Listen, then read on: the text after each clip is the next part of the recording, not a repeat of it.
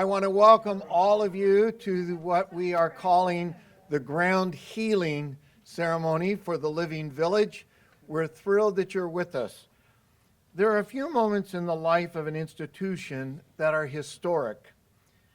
This is one of those very rare moments. It is historic for Yale Divinity School, not only because it will alter the physical structure of the school, it will add 37.5% greater size in square footage, but it will set an agenda for the educational program of the school that will train students as apostles of the environment. As Nelson Mandela said, education is the most powerful weapon which you can use to change the world. And that's what we are ambitious to do. It is historic for Yale University because it represents a bold statement about Yale's commitment to a sustainable future. The current standard for a Yale building is LEED Gold, laudable, but this extends well beyond that to a building that will be regenerative. It is historic for higher education because it throws down a gauntlet of how residential structures can be built in a far more sustainable way than they have been. Our hope is that others will take notice and follow the lead. Historic moments are neither frequent nor typically accidental. The Living Village has been a long time in coming. We began working towards this day in a formal way in a meeting of the Dean's Advisory Council in 2015. I am grateful beyond words to all who have contributed to this moment. We will have opportunities to recognize individuals throughout the ceremonies, but now we're going to hear from several who have made this day possible. President Peter Salovey has been an advocate of this project from the outset when I first discussed it with him.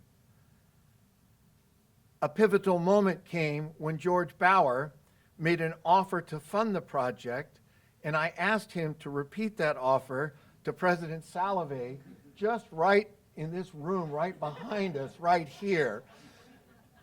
And I am very pleased to say that that offer has now been realized, made on that very memorable evening.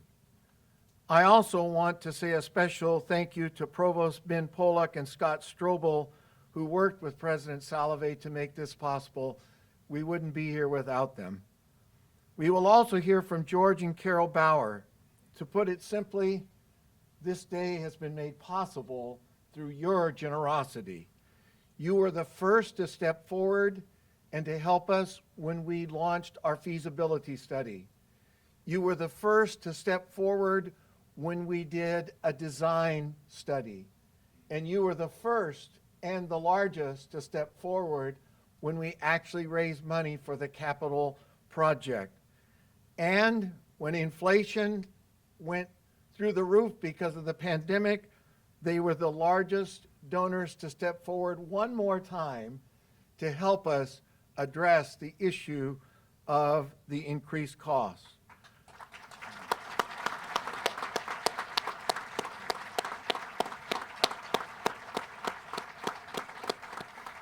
We will begin with the land acknowledgement read by the president of the Student Government Association, Jamal Neal.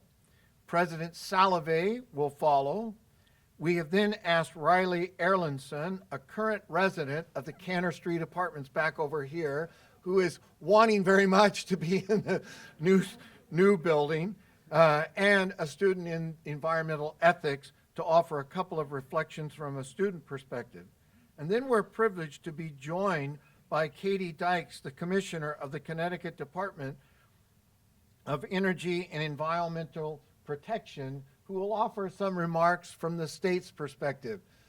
We had been joined by Senator Richard Blumenthal, who was going to make a few remarks from the country's perspective, but there's a problem in the Middle East, and he was called to a briefing that he could not avoid. So he was here and sends his regrets at having to leave. I hope that all of you will enjoy this moment. This is a day that I have looked forward to since I first became dean in 2012. So I am very happy this day is here. Now I call on our Student Council President, Jamal, Neal, to read our land acknowledgement. Good afternoon. Yale Divinity School is on Indigenous land, and this living village will also occupy this land. And so it's customary for us at the beginning of celebrations, of coming together as a community to read a land acknowledgement, to recognize the Indigenous peoples that have stewarded for generations the land and waterways that is now the state of Connecticut. I also implore you that after this moment to develop sustaining relationships with Indigenous peoples, as land acknowledgement is not just the beginning, is just the beginning of our acknowledgement. Yale University acknowledges that Indigenous peoples and nations, including the Mohegan, Mashantucket Pequot, Eastern Pequot, Scotticook, Golden Hill Pagussit, Niantic, and the Quinnipiac and other Algonquin-speaking peoples have stewarded through generations the lands and waterways of what is now the state of Connecticut. We honor and respect the enduring relationship that exists between these peoples and nations and this land.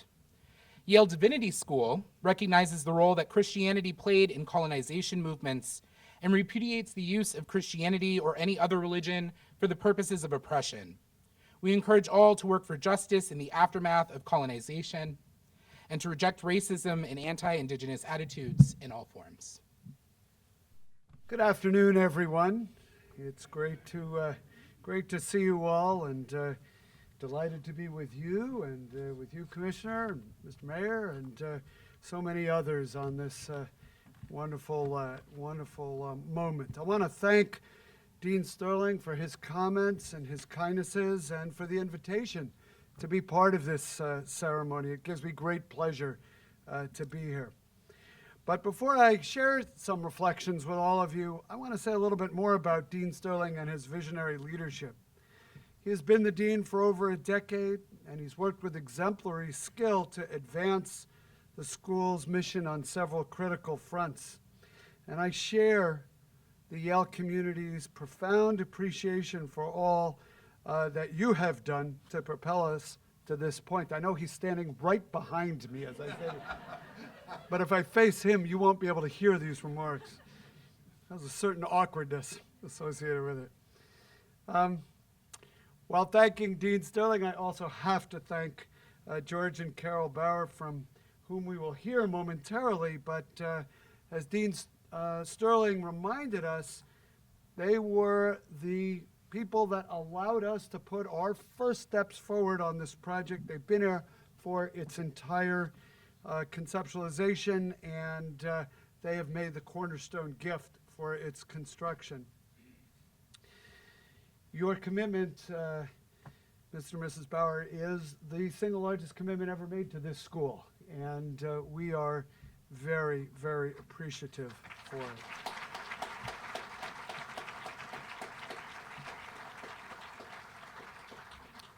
You know, many wonderfully generous individuals have made gifts to this university, and often they come with counsel. And I'm pleased to say this gift came with good counsel. And we're very appreciative of that. Actually, my father liked to say advice is a gift, and it absolutely is. Your generosity, your dedication, and your wise counsel have been truly inspiring to us. So I've had the privilege of attending many groundbreaking ceremonies over the past 10 years or so. Before that as a provost, and before that as a dean. Earlier this week, or last week, as a citizen of New Haven, another one. And I found that on such occasions there is a lot of focus on the beauty and the functionality of the building that is going to rise up. And let me be clear, there's nothing wrong with that. The architectural splendor of the living village will make it worthy of that kind of attention. But my favorite moments at groundbreakings really is the opportunity to reflect on what a large-scale project like this says, not just about a building, but about its community.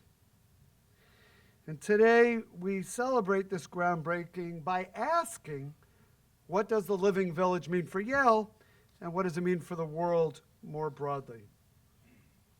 Well, for me, the Living Village is an expression of a phenomenon that has been studied by generations of psychologists and other social scientists, as well as by scholars of divinity and religion, and that is hope. It's a process by which we can transform what yet isn't into what can be. Hope, I think, is the enduring thing that will perch upon the soul in this place when it stands for centuries to come, well after our time in this community, maybe well after our time on earth. Hope is the belief that a better world is within reach, and that projects such as this one can help us realize that better world. About 2 years from now, we can hope to see a bustling construction site transformed into a thriving hub of student activity. And when it opens, the Living Village will be a landmark in environmental design on a university campus. It will serve as a pillar of Yale's Planetary Solutions project. It will bring the full weight of our expertise and our resources to bear, both on our campus and the greening of our campus, but also as an exemplar of how to address crises like climate change and biodiversity loss. As it does all this, the Living Village will provide transformative benefits to our campus community. First, these housing options will reduce the overall cost of attending the Yale Divinity School. They bring us closer to the goal of empowering graduates to choose career paths on the basis of their callings rather than on financial constraints. Second, its design has an inclusive component. It will foster a greater sense of belonging as the school dramatically increases and continues to increase the diversity of its faculty, staff, and students. Third, this space will have many common areas that will facilitate social interaction and the formation of community among that community's future leaders. So we're not just breaking ground on a new complex today. We're putting eco-theological principles into practice. We're celebrating the hope that we all have for a better future. We recognize the promise and possibility that will spring forth from this new frontier, both for the Divinity School and for architecture on our campus.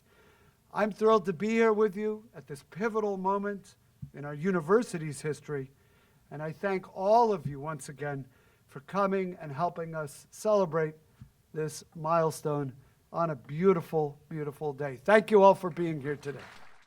Thank you, President Salovey. Thank you, Dean Sterling and Barbara, for inviting me to speak. In my experience at YDS, conversations about Earth's ecological crises happen not only in courses about environmental ethics and eco-spirituality, but also in theology courses, community worship services, and over meals at the refectory. Regardless of our degree programs, students at YDS are constantly grappling with the great moral and theological concern of our time: a precarious world and people battered by systems of resource extraction, colonialism, racism, and greed. These evils reinforce artificial senses of disconnection and individualism. Jamal read us our land acknowledgement, reminding us that where we stand and sit today, though reshaped by the heavy hands of human domination, has also continued to be a place of vibrant life, reciprocity, and community across species. As we work to challenge this pervasive ideal of self-sufficiency and a disconnected, extractive, non-relationship with land and neighbors, I hope this ground healing signifies the effort to radically renew and heal these relationships. the Living Village is a step toward reconnection. Living together in an innovative building that will collect solar energy, recycle water, and focus our attentiveness on place and equity will constantly remind students of the reality of reciprocity and our own entanglement with the more than human, life-giving ecosystem. Students from many places and faith backgrounds come to Yale Divinity School to learn how to better tend to both people and our shared home. Future YDS students will benefit greatly from living lightly and thoughtfully in this place. I hope the Living Village and all it signifies for ecological health and connectedness will also further the commitment from students, staff, faculty, and administrators to work for the health and well-being of the human and more than human ecological communities in New Haven, the state of Connecticut, our country, and our world. Thank you. Well, no one could be more excited than George and I to be here today, and nor could we be more humbled. We thank you all for participating. We began our affiliation with Yale Divinity over 25 years ago, and many years before that at Andover Newton. If one then could look into the future, we would never have imagined that something like today could take place. Nor could anyone be more enthusiastic or excited about this than we. Some years ago, while we were here attending a seminar, it was going to be late, and we were offered to stay overnight in one of the oldest dorm rooms, and I will say no more.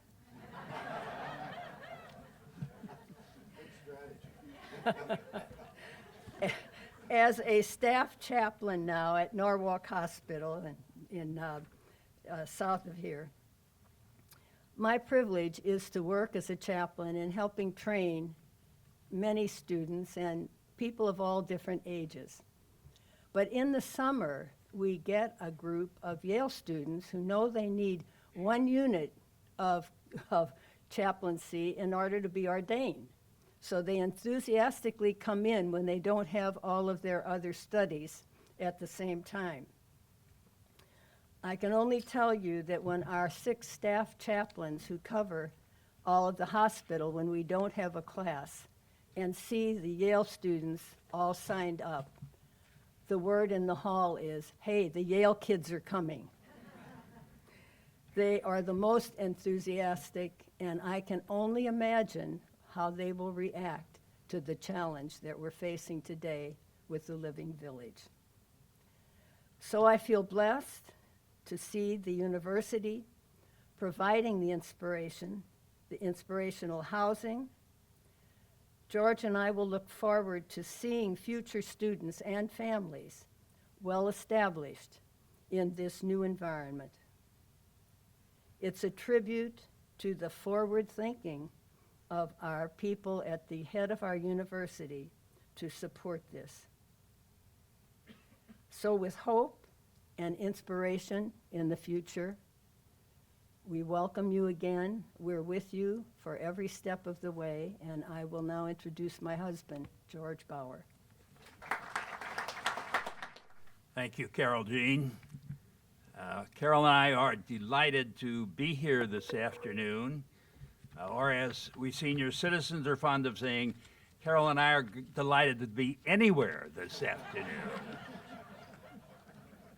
As some of you know, I grew up on a farm about 75 miles south of St. Louis in the Ozark Mountains of Missouri. We had a rickety old barn, and when I was 12 years old, my dad said, George, we're going to build a new barn, a pole barn. So we went out into the woods and cut down the straightest white oak trees we could find, and we trimmed them off and cut them at about 18 feet and took them to the site and put them in 5-foot holes. They became the vertical load-bearing members of the structure. Then we cut some more logs and we took them to a neighbor's sawmill, and we cut boards for the sides and the partitions. The corrugated metal roof from the old barn was still pretty good, so we sanded some of the rusty spots and painted it with gray Rust-Oleum paint, and put a gutter on the lower side. We then directed the water to a cistern, much like we're going to have with the Living Village. Before the water got to the cistern, however, we placed a 55-gallon drum and filled it with sand for filtration. I suggested to the architects that we put a couple of 55-gallon drums of sand in the Living Village, but they snapped for a more comprehensive filtration system. Jason and I were just trying to save a little money. We didn't have solar panels on the roof of our barn because we did not have electricity at that time. We did one other thing that summer. We took our tractor and terraced some of our fields. By that, I mean we created troughs that followed the contours of the hills, and we had many hills. So when it rained, the water flowed slowly off the surface and didn't wash away what little topsoil we had. As we finished that work one evening, my dad looked back at the fields and said something more profound than I realized at the time. It was 80 years ago, but I remembered as if it were yesterday. He said, "George, the land has been good to us. We need to be good to the land." He said, "George, the land has been good to us. We need to be good to the land."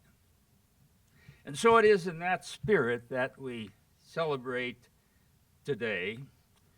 And although the new building will be amazing, there will also be amazing things happening under its solar tile roof and within its terracotta walls. Young men and women will be eating and having fellowship in the dining room and kitchen just over there. They will be discussing what the purpose of their lives will be and how they can become leaders. John Quincy Adams said, "If your actions inspire others to dream more, learn more, do more, and become more, you are a leader." Our conventional view of leadership is men or women like the governor of this great state who wanted to be with us but couldn't this afternoon, heads of great legislatures like Senator Blumenthal, who was just here but couldn't be with us, and most appropriately, great CEOs of great universities like Yale University. And how we need value-driven leaders at every level of society today, both today and tomorrow. Most importantly, these young men and women will be rubbing elbows with potentially other great leaders, the likes of role models such as we have with us today. Nancy Taylor, former senior pastor of Old South Church in Boston, Massachusetts. Chris Sawyer, brilliant environmental lawyer and known nationally and internationally. And Master of Arts in Religion, Sam Kroll, businessman who is working on a propulsion system for ships to reduce CO2 in the environment. This will not only be a great structure, even better than our pole barn, but great things are going to happen under these solar tiles and within these terracotta walls. Let me close by rephrasing my dad's comment, made 80 good years ago. God and his creation have been good to us, and we need to be good stewards of his creation. Thank you all for coming this afternoon, and let the building begin.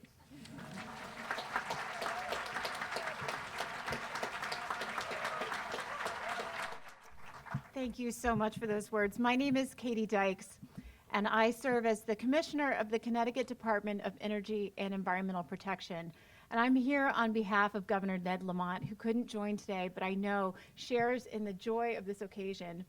I so appreciate President Salovey and Dean Sterling inviting me to say a few words today and be part of this celebration. It truly takes a village.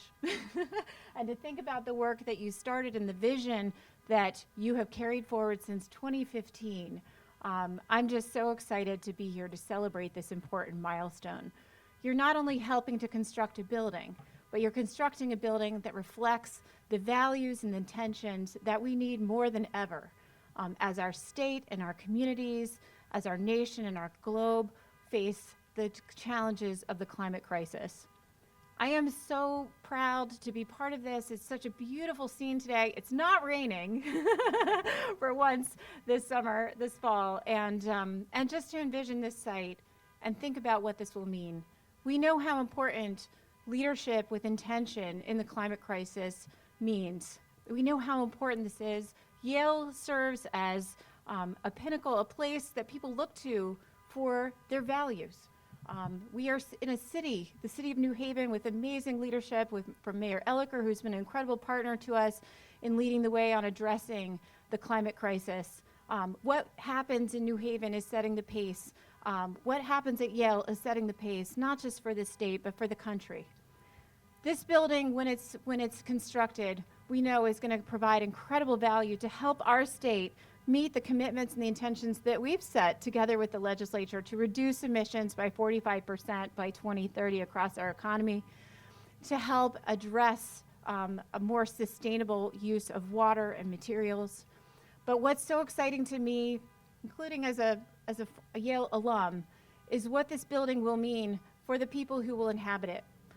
We know how important it is to lead with those intentions and those values, not just to commit to reduce emissions, but to provide for more healthy and safe shelter, to provide for places to congregate and reflect on the values of equity and justice, which are so much more important than ever as communities are facing the impacts of the climate crisis. And I'm excited to think about the teachers, the students, the community members who will be passing through those halls and who will take those values from being a part of this building, being part of this community, out beyond these halls, and to help serve and provide the leadership that we need, not just here in the state of Connecticut, but across the country, across the globe, to help communities heal and address the challenges of the climate. So thank you so much for being here today. This matters so much to the state of Connecticut and to our ability to meet our goals, and I'm proud to be a supporter and a cheerleader for what you're doing. Thank you. I've waited a long time to say this line. I want to reverse the lyrics of Joni Mitchell's song, "They tore down paradise to put up a parking lot." It is time to tear up a parking lot to put up paradise. So I invite the platform party, the representatives from Yale, New Haven, all of you, our partners, to please join me over here. We'll have to first get our hard hats and shovels. Okay, this is time to tear up a parking lot.